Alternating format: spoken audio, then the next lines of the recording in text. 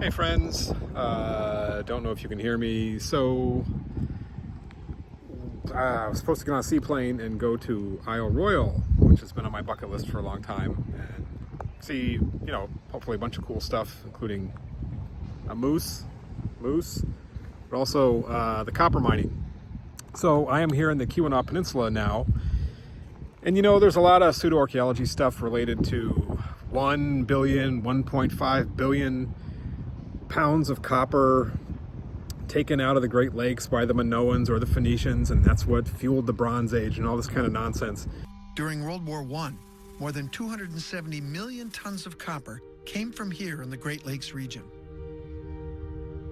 But billions of pounds of copper was mined here long before modern times, maybe by whomever left the Newberry tablet behind.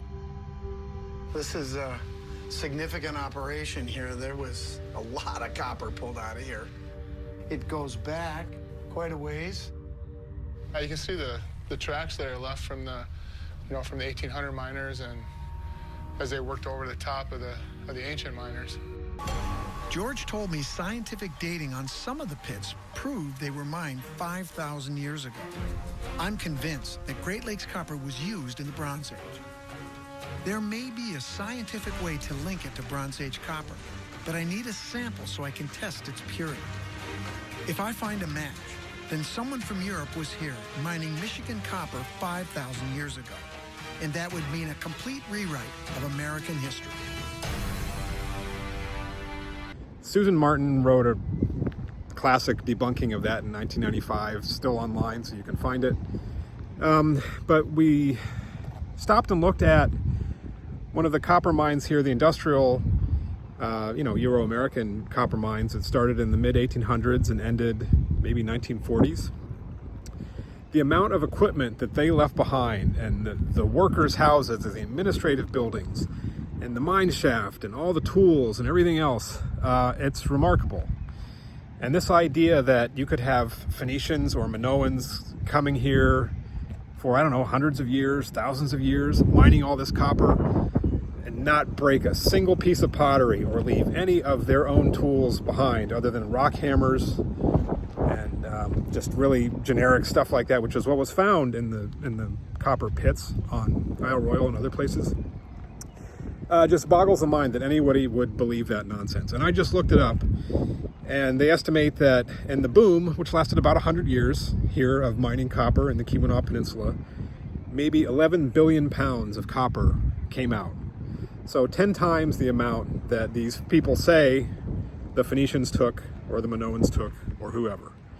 And you look at the scale of what was left behind by that, you cannot go across this landscape and you can't miss it. And the idea that somebody could mine at that scale, even 1 billion pounds, and not leave behind traces of who they were, it's textbook definition of confirmation bias.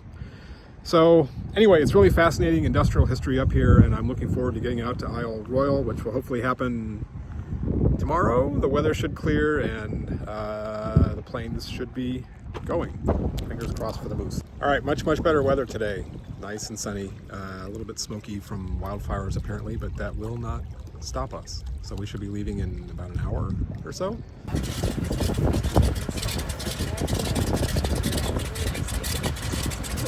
In the co-pilot seat.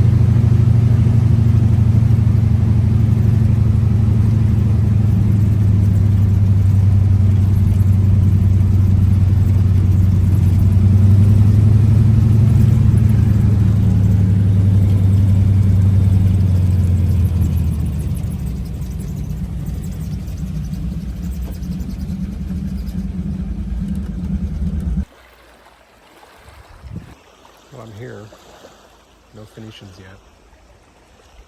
No Minoans either. It's beautiful though.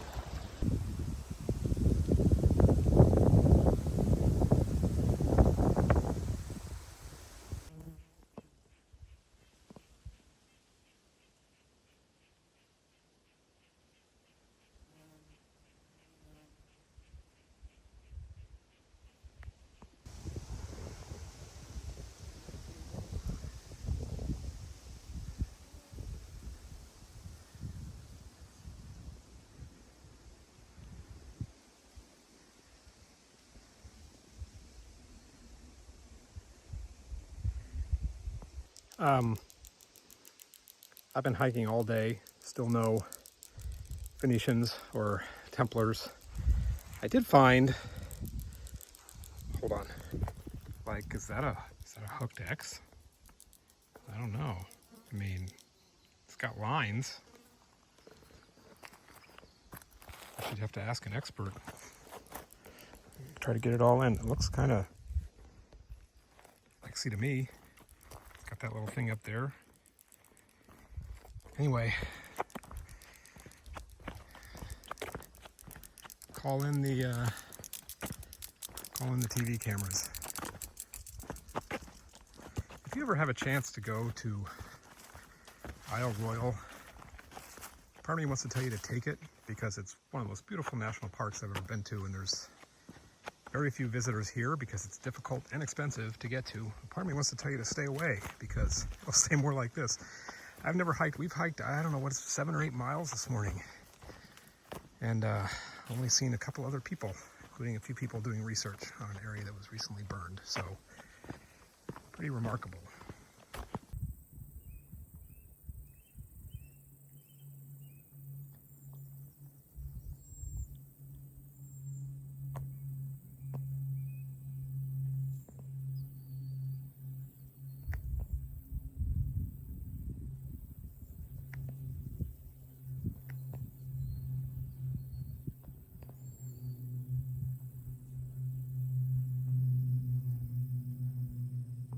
Okay, Tuesday morning.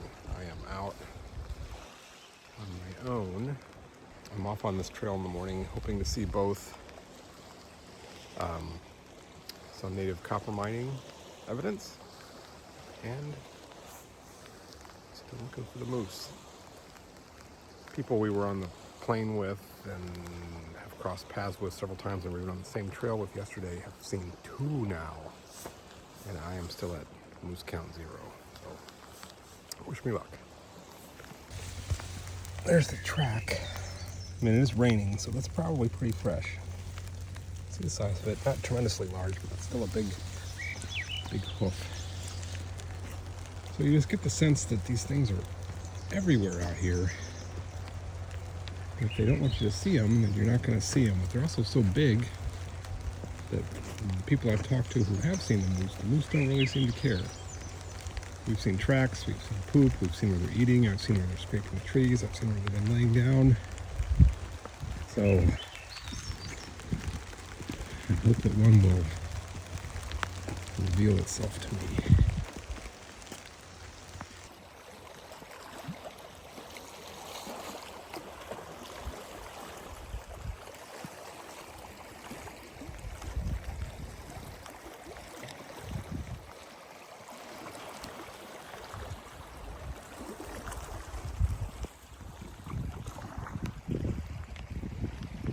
All right, with a thunderstorm rumbling in the background, here is a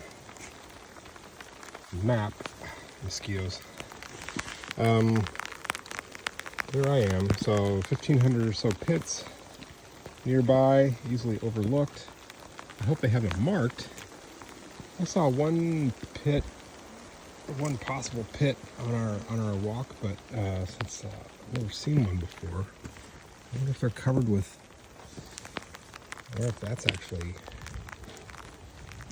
if they're covered with bushes at this point. I don't know. See if I can find one. But more than 1,000 are concentrated on Minoan Ridge near McCargo Cove. Oh, that's all the way on the other side. So don't let this fool you. This is, I think it's like 45 miles. We did a 10-mile hike yesterday from you know, here, down around and back, and that was the better part of a day. We were exhausted, so big area. Let's see if I can find a better example of one of these. All right, probably not the best conditions for moose spotting, but hey, you never know. Maybe a moose likes a good thunderstorm. I'm gonna be soaked by the time I get back. I got a raincoat on, but does not cover my legs or my feet. Anyway, there's a wilderness section to this trail that I decided not to do because of the conditions and because I didn't want to be the tallest thing out there standing on a rock somewhere on the coast. So I'm just gonna hoof it back to the trees.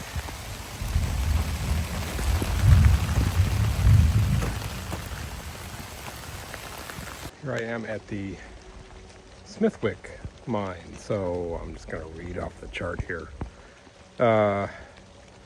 July 1843, James Smithwick located a mine here. So these are, you know, fairly deep mine shafts. Like I said, one of them went down to 96 feet, something like that. So they had dynamite and pickaxes. I'd be very surprised if these weren't placed at the site of Native American quarrying pits. 2 years, 1847 to 1849, Agent Cornelius Shaw and a small crew of miners worked Smithwick's mine. They dug 4 shafts and built a blacksmith shop, root cellar, several dwellings. Main shaft, timberline pit to your left, that one, reached 96 feet deep. Upper 30 feet produced some copper, but lower down the vein pinched out, prompting Shaw to abandon mining here. Okay. Still no moose, unfortunately. The rain has settled down. I'm now completely soaked anyway, so the thunder has gone away. So I might actually do this same loop again because I have time before other stuff I gotta do.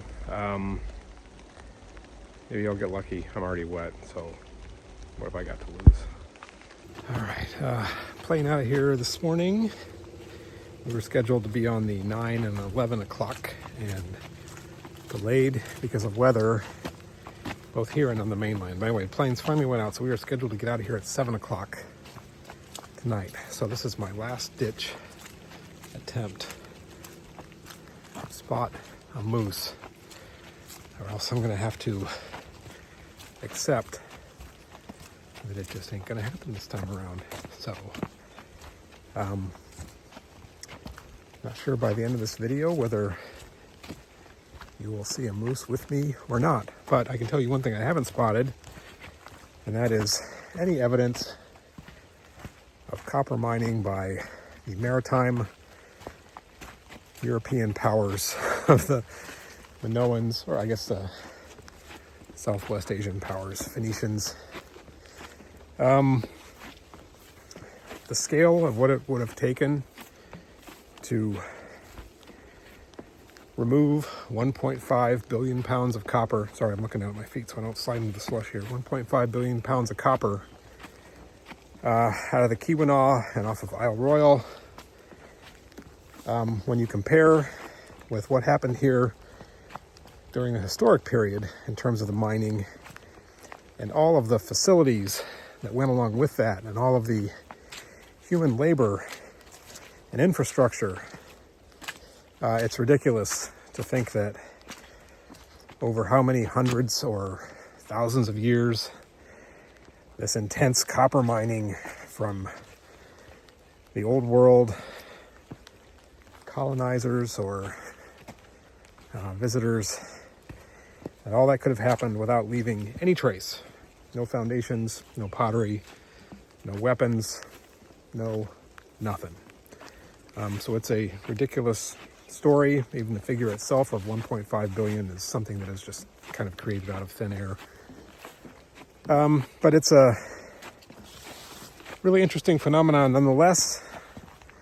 Native Americans mining the copper and how they developed the geological skills to find it and the techniques to extract it, and how it was traded over thousands of square miles, over thousands of years. No help required from the Phoenicians. Anyway, it's a beautiful place, this island. If you ever get the chance to come out here, if you like wildlife and if you like being out on your own, there's all kinds of opportunities and ways to see this place. I would recommend getting as far away from everybody else as you can, which we did this time. I'm here with my family, so, you know, we did what we could. I'm fully expecting for a moose to pop out at any moment here when I'm actually not ready. But anyway, highly recommended, 5 stars. And hopefully they will get us off the island because we are wet and tired and out of clean clothes at this point. I bet you this is one of the small copper pits by this sign, the way that's kind of elliptical and looks dug out there. I said there were 3 near the sign, so that's 1. I bet you that's another one. They said they were very small, and who knows, the other one could be out there, it could be up here. So people go up here.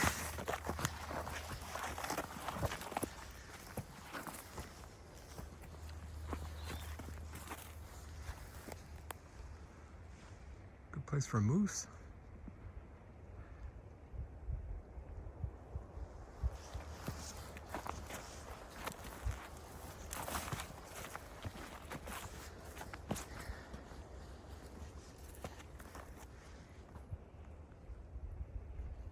There's a pit there. I mean, it's a closed depression. It's holding water, but it's also part of this kind of canyon-y thing. So who knows? I suppose that's possible. That would be much larger than the other 2. Yeah. I'd just like to point out this island is full of examples of how nature does, in fact, make straight lines. It's the sediment, or the rock that has the copper in it, is some kind of basalt. I think it's volcanic, and it has fractured or formed with all kinds of very straight lines in it, sometimes at right angles to one another. So you need look no farther than your own feet. There, you think nature didn't make that? It did. The lines are parallel, straight, whatever. So sorry folks,